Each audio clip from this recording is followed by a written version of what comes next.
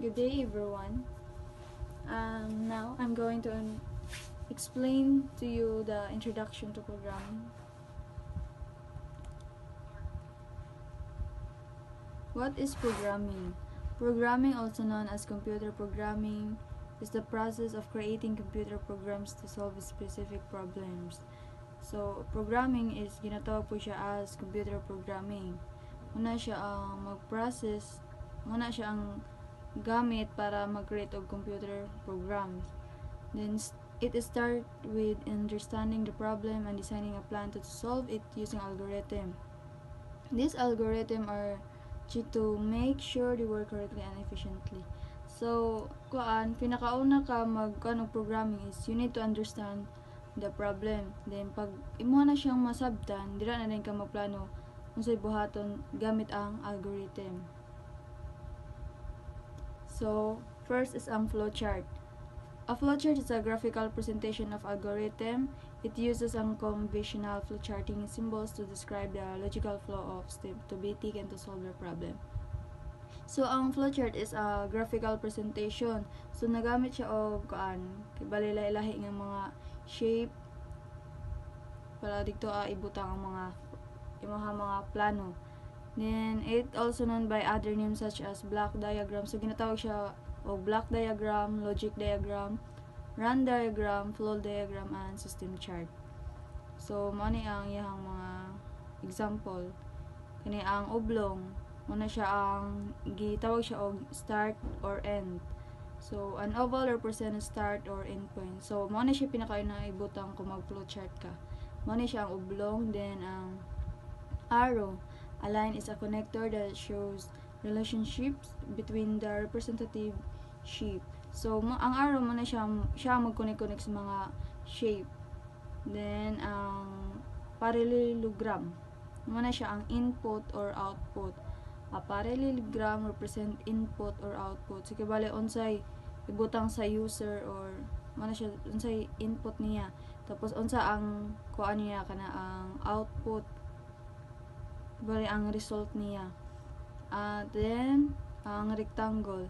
A rectangle represents a process. So, diri sa rectangle is, imo siya ibutang sa process kay bali unsay buhaton para makuha ang iyahang output.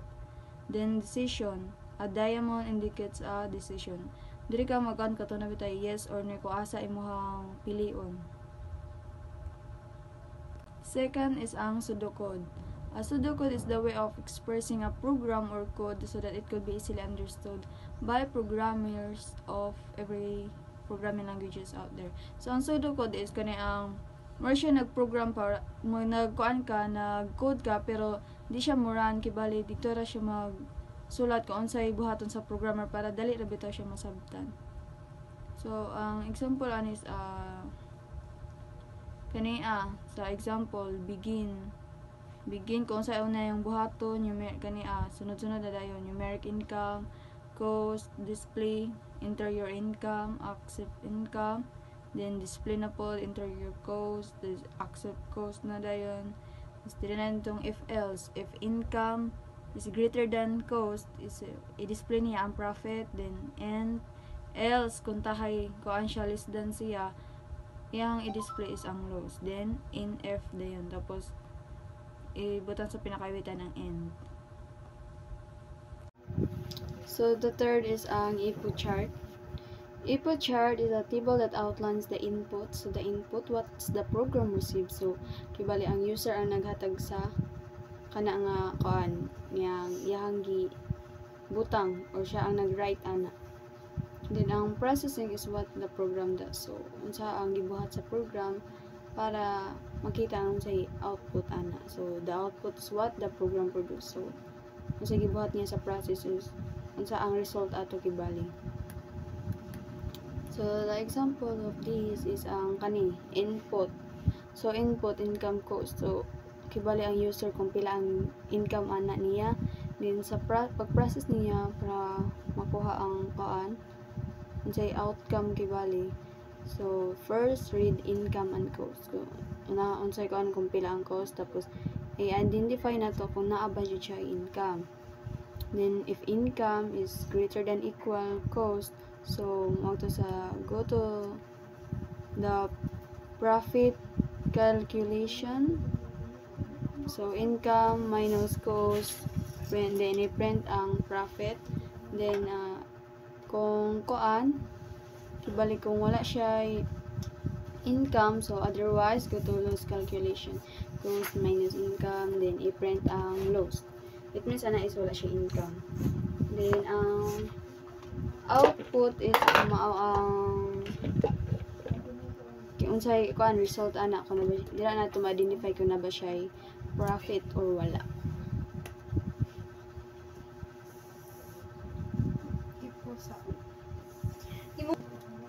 Then IDE.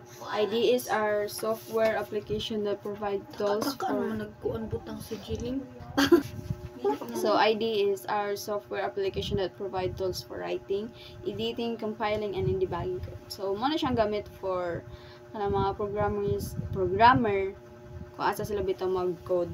Mo ang mo na siya ang software application for programmers only. Then so Java and Python installation. So sa Python and Java and Python installation is ang Java is require siya mag-install og development kit which include the Java compiler and runtime environment. So kung Java imong gamiton nga programming language is you need to install this one. Ang Java development kit na diri ang mga iyang compiler. Then sa Python is need siya mag-install of Python interpreter and associated libraries, often done using package manager like pip. So that's all, and thank you.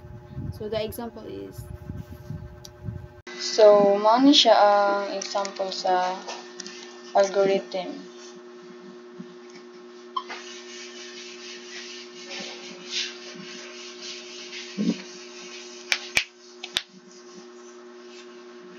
Kani sa 25 ta.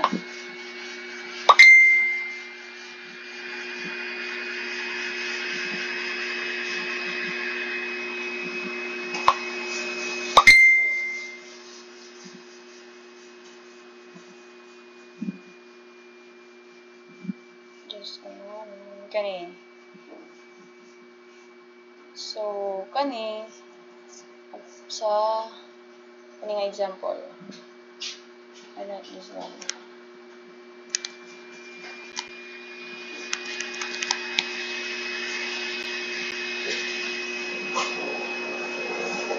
So, okay. So, dito mo yun. So, pinakauna is mo to ang oblong. This one. So, ato ibutan nila is start. And then, so, ato din ang ito na. Kaning 25.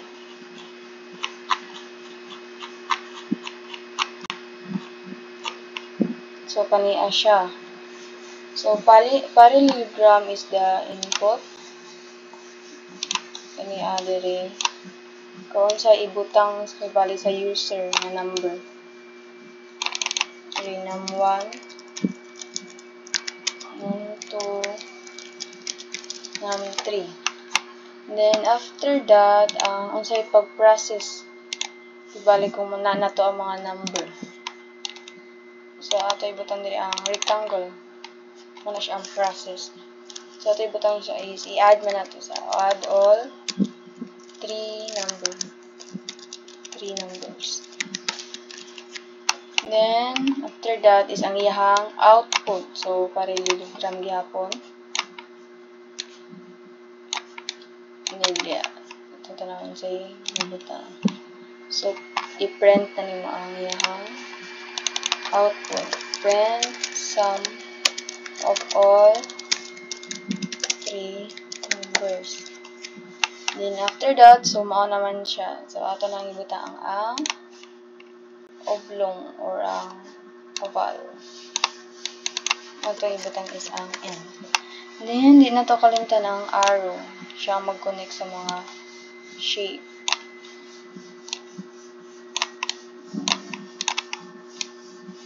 Then, oh, very good. Then, ano siya?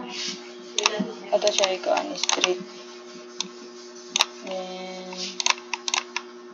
sa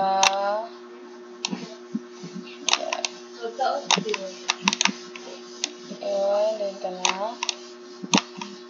Then,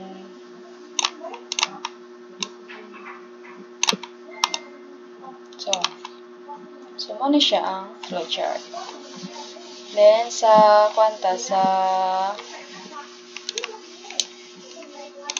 sa Sudoku, yan siya sa Sudoku do. Yan siya.